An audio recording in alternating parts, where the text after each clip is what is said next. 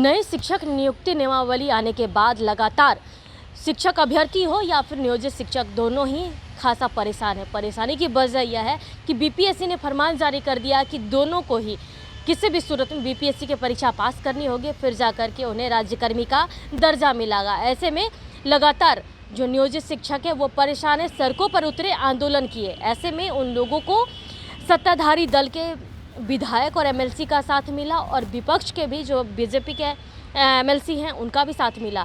अब ऐसे में जिस तरह से अब शिक्षा विभाग के एसीएस के रूप में के पाठक को बहाल किया गया है और नियुक्ति संभालने के बाद से ही के पाठक का फरमान जारी हो गया कि शिक्षकों की निगरानी करेंगे वहाँ के प्यून और कर्मचारी। ऐसे में शिक्षक हताश है, परेशान है, कहीं न कहीं उनके आत्मसम्मान पर ठेस पहुंची है। ऐसे में बीजेपी के एमएलसी जीवन कुमार ने क्या कुछ कहा, पहले सुनिए।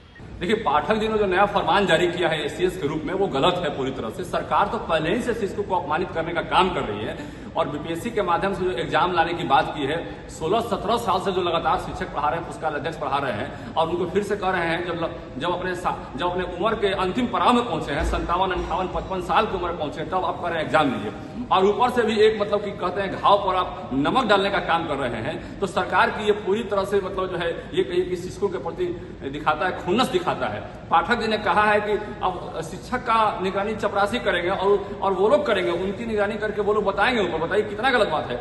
यदि हम ही पाठक जी से पूछें कि आपका निगरानी आप ही के चपरासी करेंगे तो आपको कितना शोभा देगा। ये गलत बात है और शिक्षकों को और हम आपसे आग्रह करना चाहते हैं पाठक जी और सरकार से आग्रह करना चाहते हैं, माननीय मंत्री से आग्रह करना चाहते हैं कि आप जो लगातार शिक्षकों को अपमानित कर रहे हैं और ये बिहार में संदेश दे रहे हैं कि शिक्षक को हम अपमानित करते रहेंगे, ये गलत संदेश दे रहे हैं। यही शिक्षक हैं जो पूरे बिहार को बनाने का काम करते हैं और लगातार आप इन पर हमला कर रहे हैं, प्रताड़ित करने का काम कर रहे हैं। ये गलत बात है और आप जान लीजिए यदि इस तरह की व्यवस्था कायम करेंगे तो आगे आने वाला समय ठीक नहीं है। हम बता रहे हैं कि शिक्षक लोग जो मांग कर रहे हैं वो गलत क्या मांग कर रहे हैं। लंबे समय से बिहार में पढ़ाने का काम कर रहे हैं और बिहार सरकार ने कई तरह के पहले से एग्जाम ले लिए, स्टेट का, टेट का, बीएड का और भी कितने तरह का एग्जाम आपने उनसे लिया है और उसके बाद आपने उनकी बहाली की है और जब एक बार आपने उनकी बहाली कर दी तब वो आपके कर्मी हो गए और अब आप कहते हैं कि राजकर्मी का दर्जा पाने के लिए फिर से एक नया एग्जाम दीजिए।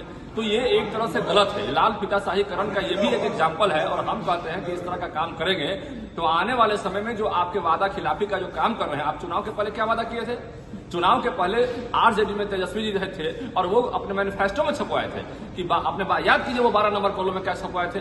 आपने कहा था कि जितने भी हमारे राजकर्मी नियोजित शिक्षक हैं 4.5 लाख 4 लाख उन सभी को राजकर्मी का दर्जा देंगे और 4-4.5 लाख शिक्षक से प्रभावित हो रहे हैं, कम से कम 10-20 परिवार प्रभावित हो रहे हैं। आप जान लीजिए करोड़ों लोगों से आपने वादा किया था, लाखों पोस्टर छपवाए थे, लाखों बैनर छपवाए थे, लाखों मैनिफेस्टो के पेपर बंटवाए थे और आपने कहा था कि राजकर्मी का दर्जा बिना शर्त हम देंगे।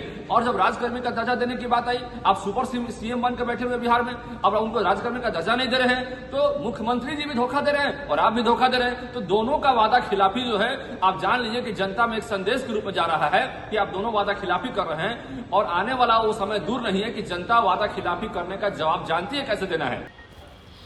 तो आपने सुना कि बीजेपी के एमएलसी जीवन कुमार ने साफ तौर पर कह दिया है कि कहीं से भी यह जायज़ नहीं है कि उन शिक्षकों की निगरानी वहाँ के कर्मचारी और वहाँ के चपरासी करेंगे। अगर के पाठक को ही जो उनके चपरासी या वहाँ के कर्मचारी उनको अपनी निगरानी में रखे तो उन्हें कैसा लगेगा। कहीं न कहीं ये शिक्षकों के सम्मान पर बहुत बड़ा सवाल है। ऐसे में अब देखना होगा कि आगे की रणनीति क्या बनती है। लेकिन जिस तरह से नई नियमावली जो आई है वो लगातार जब प्रश्न चिन्ह के घेरे में है, क्योंकि कोई भी संतुष्ट इस चीज़ से नहीं है। लेकिन अब नया विवाद के पाठक को लेकर के है तो अब देखना होगा कि यह विवाद कब थमने का नाम लेता है। फिलहाल इतना ही। बने रहे कशिश के साथ पटना से अंकिता सिंह की रिपोर्ट।